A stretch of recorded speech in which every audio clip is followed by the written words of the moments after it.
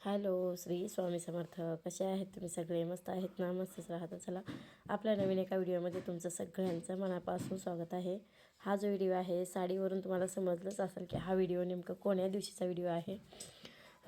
तर सोमवारचा व्हिडिओ आहे हा. तर इथे ना सकाळचे आज सकाळपासूनच रुटीन घेतली होती, पण मंदिरात जाऊन आले होते मी आणि नंतरचं इथं काम चालू होतं.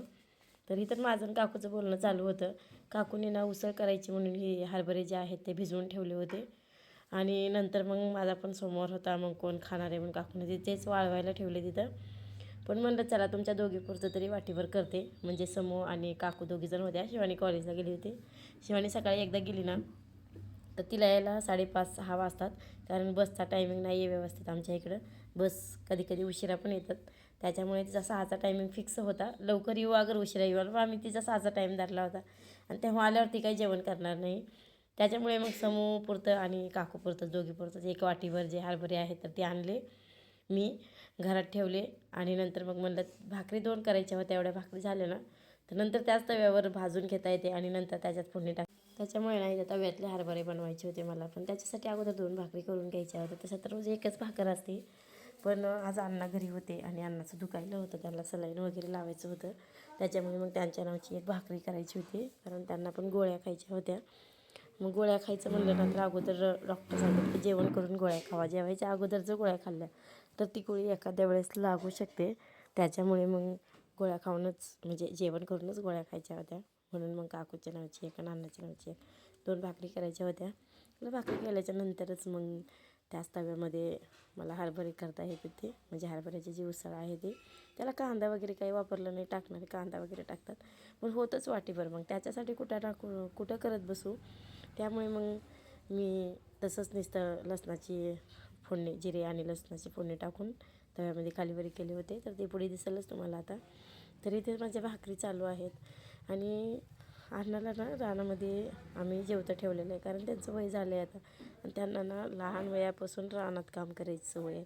आणि आता एखाद्याच्या अंगात म्हणजे एखाद्याचं शरीर असं असतं ना की त्याला कंटिन्यू काम आणि काम, कामाच्या पुढे दुसरं काही सुचतच नाही. त्याच्यामुळे मग अण्णाचं तसंच आहे. अण्णाला घरी 2 मिनटंसुद्धा दम निघत नाही. अण्णा फक्त रानामध्येच पाहिजे असतं. त्याच्यामुळे आम्ही खूप वेळेस सांगायचा प्रयत्न केला की घरी बसा, घरी बसा, घरी बसा, पण अण्णा काही घरी थांबत नाहीत. बाहेरचे पण लोक खूप बोलतात की अण्णा तुमचं वय झालं आहे आता, घरी बसा, घरी बसा. पण अण्णा ऐकले तर ते अण्णा कसले, असं आहे आमच्यात खरं तर. त्यांचे लेकं, त्यांच्या सुना, पुन्हा बाहेरचे लोक, शेजारी पाजारी, पाहुणे सगळेच अण्णाला बोलतात. पण अण्णा काही कोणाचंच ऐकत नाही ती. पण असो, जसं जसं वय होईल तसं तसं माणसाचा थोडा तरकटेपणा वाढत जातो. त्याच्यामुळे मग आता कुणी काही बोलत नाही. आता जोपर्यंत त्यांना करणं होतं आहे तोपर्यंत करू जात. जेव्हा त्यांना घरी बसायचं तेव्हा बसतील, अशा हिशोबाने मग आम्ही आता त्यांना काहीच बोलत नाही ती. पण दुखणं भाणं आल्याच्या नंतर मग दवाखाना वगैरे करणं भागच आहे. त्याच्याशिवाय माणसाचं शरीर पण नाही चांगलं राहणार. तसं तर अण्णाला दवाखाना जास्त करून नसतो, जेवढा काकूला असतो तेवढा अण्णाला नसतो. पण कधीतरी थंडी ताप वाजून येते, त्याच्यामुळे मग सलाईन लावायचं होतं. तर सलाईनलासुद्धा अण्णा नको होय चालू होते. नको पैसे जातात, नको पैसे जातात. कमवायचे तर आपण स्वतः, पण घालवायचं म्हणलं तर अण्णाला नको वाटतं. म्हणून मग आम्ही अण्णाच्या मालकाला फोन लावला आणि मग त्या मालकाने सांगितलं की अण्णा सलाईन लावून घ्या. तेव्हा कुठं अण्णा राजी झाले. असा अण्णाचा स्वभाव आहे आमच्यात. पहिली माणसं तसेच होते, तशाच स्वभावाचे होते तरकटी. पण आता नाहीत तसं. आताच्या माणसांना जेवढे कामं नसतील तेवढं बरं वाटतं. काम नाही ना, बरं झालं आता आपण आराम करू शकतो असं. पण पहिले लोक तसे नसते. त्यांना कंटिन्यू काम आणि कामाच्या पुढे ना दुसरं काय सुचत नाही. पैसा मिळो अगर नाही मिळो, अण्णाचं तसंच आहे. पैशाला बघत नाही त्यांनी, फक्त माणुसकी आणि काम आणि इमानदारी. इमानदारी इतकी ना बाप रे बाप. कोणाच्या रानातलं ना अण्णा कधी एक म्हणजे कांदासुद्धा उपटून आणणार आहेत. त्या आणणार नाहीत. कांद्याच्या पातीचा जो कांदा असतो तो सुद्धा कधी उपटून आणणार नाही. ती एवढी इमानदारी. आम्ही सांगतो की अण्णा कांद्याची पात आणा भाजीसाठी, अगर हे आणा ते आणा, पण अण्णा बाप रे बाप, आमच्या अण्णांना काहीच आणत नाही ते. तर असो, आता इथं भाकरी चालू आहेत माझ्या. तर बघा, भाकर फुगली ना तर मग भारी वाटतं. भाकर फुगली ना तर तेव्हा मला सुगरण स्वयंपाक आता असे आहे असं म्हणतात. नाही तर ना भाकर आपण केली भाकरी आणि ती जर नाही फुगली तर काय भाकर केली रट्टोमगा असं आमच्यात म्हणतात. पण फुगली ना तर त्याचा काकू म्हणतात की पापडा पूर्ण बाजूला निघावा भाकरीचा, ती खरी भाकर. ती भाकर कशी होते, जेव्हा तुम्ही पीठ जास्तीत जास्त मळचाल तेव्हाच भाकर चांगली होते असं काकूचं म्हणणं असतं. त्याच्यामुळे बघा माझी भाकर किती छान फुगली.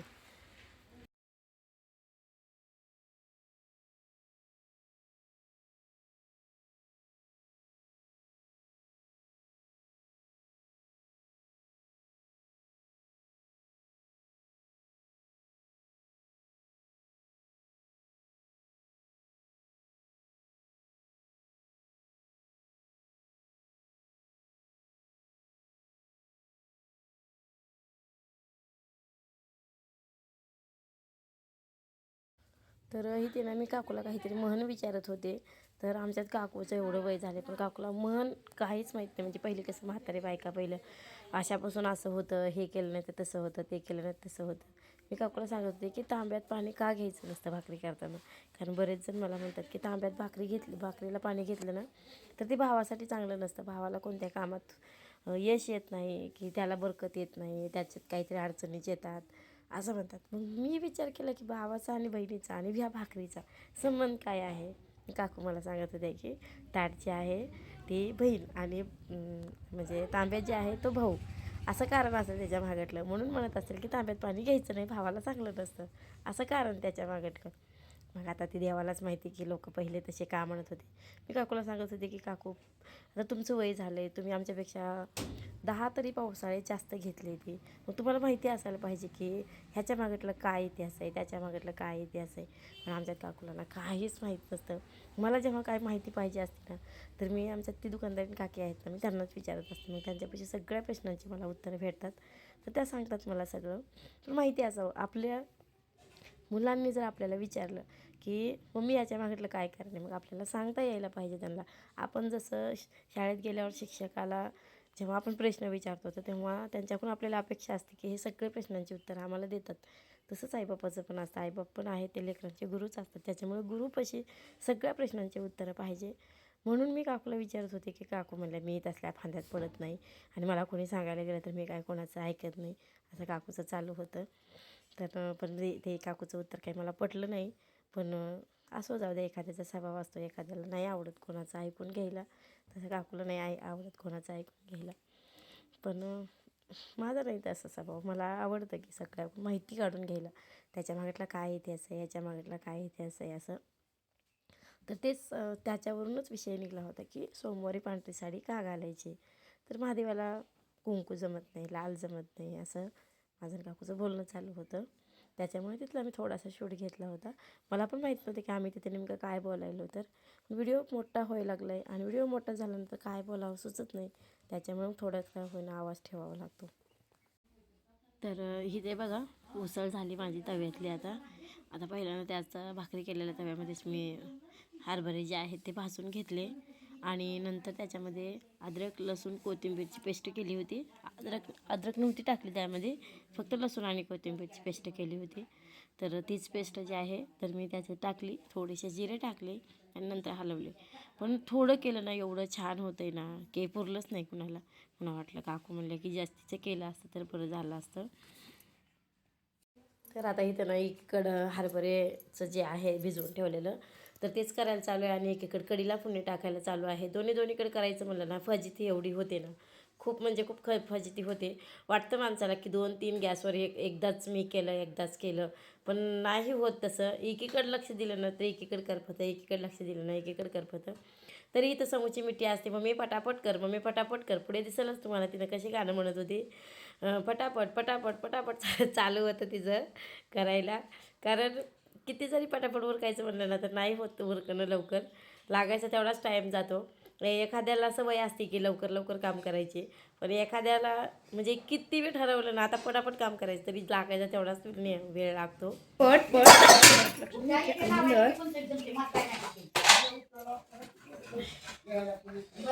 पट पट पटापट लक्ष्मी अंदर पट पट. कर ऐकलं ना कसं गाणं म्हणत होती, पटापट काम कर, पटापट काम कर म्हणून. कारण अण्णाला जायचं होतं. अण्णा खूप गडबड करत होते रानात जाण्यासाठी, पण आम्ही बळच त्यांना थांबवून घेतो. बघ अण्णा बोल कसला झालाय ते पेंट खजूरचा आहे. छान झाले बरोबर. देव होय पाणी उसळ कसली झालती चांगली झालती का? थांबाय देते पाणी तुला पाणी पितं असं. तरी ते ना घरातलं मी सगळं उरकून घेतलं. अण्णा रानात जाण्यासाठी गडबड करत होते, त्याच्यामुळे समोरची मिठी होती पटापट कर पटापट कर. पण नंतर आम्ही अण्णाच्या मालकाला फोन लावला आणि नंतर त्यांना घरी थांबवायला लावलं. कारण त्यांना सलाईन लावायचं होतं, त्यांचं खूप दुखायलं होतं, थंडी वगैरे वाजून येली होती, तरीसुद्धा रानात जायचं करत होते. पण नंतर त्यांच्या मालकाला फोन लावला. मग त्यांनी थांबा घरीच अण्णा, सलाईन लावा आणि मग नंतर रानात जावं म्हणल्याच्या नंतर कुठेतरी अण्णा घरी थांबले. एवढी इमानदारी त्यांच्या अंगात अजूनसुद्धा आहे. मला नाही वाटत की सध्याच्या काळात अशी इमानदारी कोणाच्या अंगात असेल म्हणून. 100तून एखादा माणूस तेवढं इमानदारीचं सध्या आपल्याला बघायला भेटतं. ससा तर मग काय भेळ मिसळच आहे सगळं सध्या आता. म्हणजे सगळ्या खाण्यापिण्यापासून भेळ मिसळाले. मग आपण तर माणसं आहेत, माणसात पण तीच क्वालिटी आहे आता सध्या. भेळ मिसळच म्हणलं तरी चालतं. कारण एवढं इमानदारीचं सध्याच्या काळात कुणीच नाही आहे. किती पण जरी इमानदारी ठेवायचं म्हणलं ना, तर थोडं का होईना माणूस कुठेतरी खोटेपणानं वागतो म्हणजे वागतो, हे 100% गॅरंटी आहे. आता तुम्ही म्हणत असाल की तुम्ही तुमच्यावरूनच आम्हाला पण जज करताय, पण तसं नाही. स्वतःच्या मनाला विचारायचं की आपण लहानपणापासून की आतापर्यंत कधीतरी खोटेपणा केला आहे का? म्हणजे कोणासोबत अगर इतकं खऱ्यानं वागलो आहे का? पण नाही. तसं कुठं तरी थोडं का होईना माणसाला म्हणजे खोटेपणा करावाच लागत असतो. भले तुम्ही म्हणजे चांगल्या कामाच्या बाबतीत खोटेपणा केला नसेल, पण लेकरांच्या बाबतीत म्हणा, कुठे बाहेर जाण्याच्या बाबतीत म्हणजे कोणाच्या ना कोणाच्या बाबतीत थोडं का होईना माणूस खोटेपणा करणार म्हणजे करणार, हे तर मला गॅरंटी आहे. आता हे तुम्ही म्हणत असाल तुमच्यावर उदाहरण आहे, तर तसं नाही, माझ्यावरच उदाहरण आहे असं समजा तुम्ही. कारण मी पण थोडं का होईना कधीतरी खोटं बोलत असते, कधीतरी खोटं बोलावंच लागतं. असं म्हणतात की चांगल्या कामासाठी खोटं बोललेलं कधी पण बेस्टच असतं.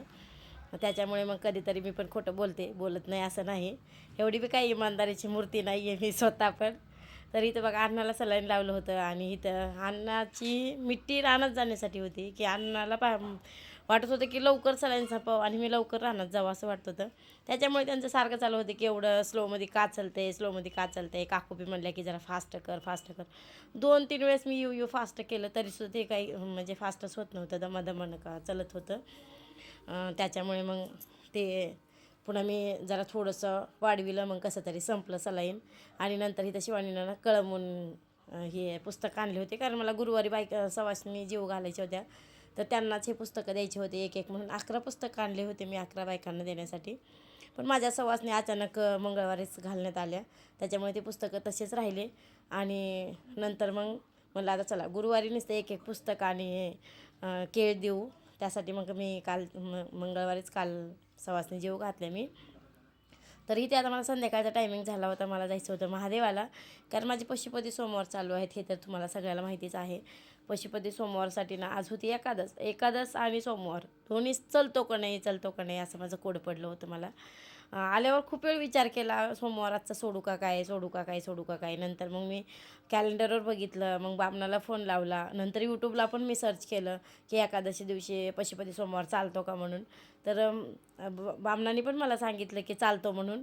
का तर एका टाईमला एक उपास म्हणजे कंपल्सरी होतो, माझी एकादश नसते, सोमवारच असतो, त्याच्यामुळे मग चलते म्हणले. पण देवाला चलत नाही जेवण नेलेलं आपण, त्याच्यामुळे मग मी शाबू भिजायला ठेवला होता सकाळीच. तर त्या शाबूची खिचडी नाही केली, कारण महादेवाला न्यायचं म्हणलं तर गोडच पदार्थ न्यावा लागतो. तर इथं शाबूची दूधखीर करायला चालू होती. पहिल्यांदा मी दूध उकळायला ठेवलं आणि त्याच्यामध्ये मग सकाळी शाबू मला खायचं आहे काही की म्हणून जास्तीचा शाबू भिजायला ठेवला होता. पण ह्या पशुपती सोमवारला फराळ वगैरे काही करत नाही ती, त्याच्यामुळे मग मी ती शाबू काही केला पण नाही आणि खाल्ला पण नाही. तर तेच शाबू मला संध्याकाळी उपयोगाला आला. तर थोडंसंच बनवायचं असतं, कारण जेवढं आपल्याला न्यायचं आहे ना तर तेवढंच बनवायचं, त्याच्यापेक्षा जास्त नाही बनवायचं. नाहीतर मग आपण सोमवार जे करतो त्याचं फळ अजिबात भेटत नाही. त्याच्यामुळे मग मी काय केलं ना, जेवढं मला मंदिरात न्यायचं आहे तर तेवढंच केलं, फक्त 3 दूरणापर्यंत. पुढे दिसेलच तुम्हाला मी किती केले तर. आणि 2 तिथं ठेवायचे आणि 1 फक्त प्रसाद घरी घेऊन यायचा आणि घरी आल्याच्यानंतर मग ते आपण खायचं. घरातले फक्त आज 2-3 काय मेंबर आपल्या घरातले असतील तर तेवढ्यालाच फक्त थोडं एक घास द्यायचं आणि नंतर मग आपण खायचा बाकीचा प्रसाद. त्याच्यामुळे मग दूध उकळवलं, त्याच्यात थोडासा शाबू टाकला आणि नंतर साखर टाकली आणि छान असा शाबू शिजू दिला आपल्या दुधामध्ये.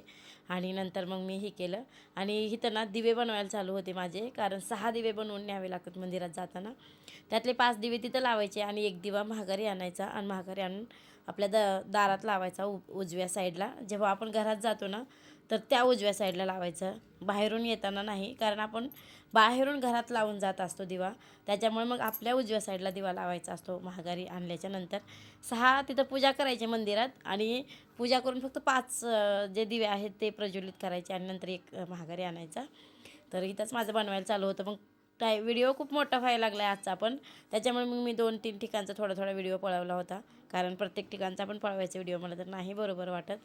तर इथं माझं आता होत आलं आहे आता, कारण अजून दिवे पण ना, दिव्यासाठी पण जेवढं लागायचं तेवढंच पीठ मळायला पाहिजे, त्याच्यासाठी पण जास्तीचं पीठ मळलेलं नाही चालत. तसा नियमच आहे ह्या पशुपती सोमवारचा, माहीत नाही. मग आता इथं मी दिवे वगैरे बनवून घेतले आणि नंतर मग त्याच्यामध्ये वाती वगैरे बनवून ठेवायच्या होत्या. आणि ताट पण जे सकाळी आपण नेले तेच ताट पण संध्याकाळी त्याच्यात काहीच ॲड करायचं नाही, नाही पाणी ॲड करायचं नाही, म्हणजे दुसरं फुलं ॲड करायचं, कारण सकाळचेच फुलंसुद्धा रिटर्न महागारी आणायचे आणि पंचपाळ घेऊन जायचं नाही.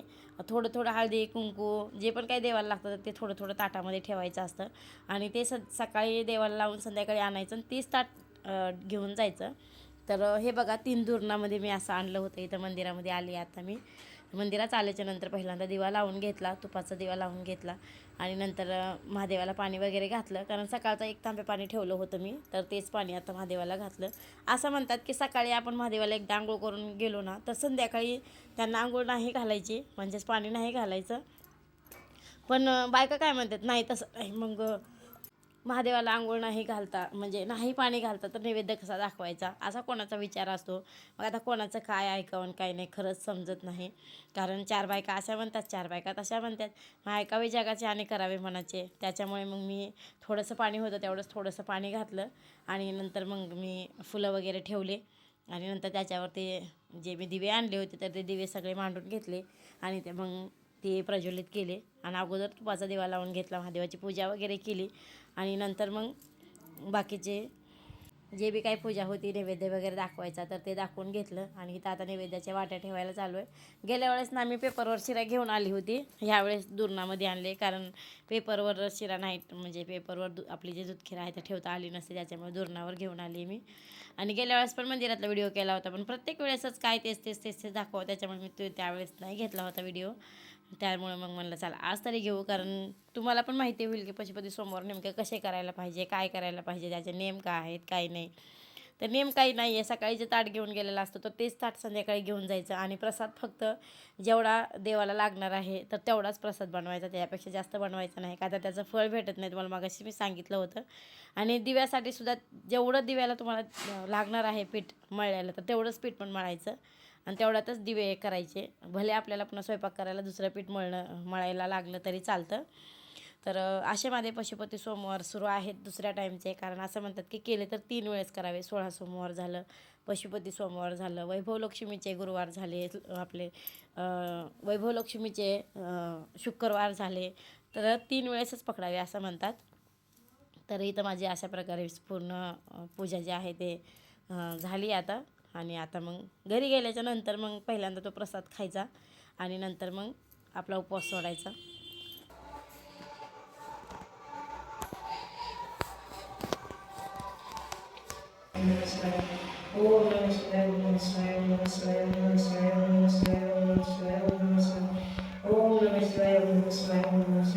तर आता इथं महादेवाचा जप वगैरे करून घेतला आणि आता मी रिटर्न निघाली आता. आणि आता घरी आल्याच्या नंतर इथं बघा उजव्या साईडला मी दिवा लावून घेते. तर असा होता माझा सोमवारचा दिवस आणि पशुपती सोमवार कसे केले हे पण मी तुम्हाला सांगितलेलं आहे. तर व्हिडिओ आवडला असेल तर एक लाईक नक्की करा, व्हिडिओला सबस्क्राईब करायला विसरू नका. बाय. श्री स्वामी समर्थ.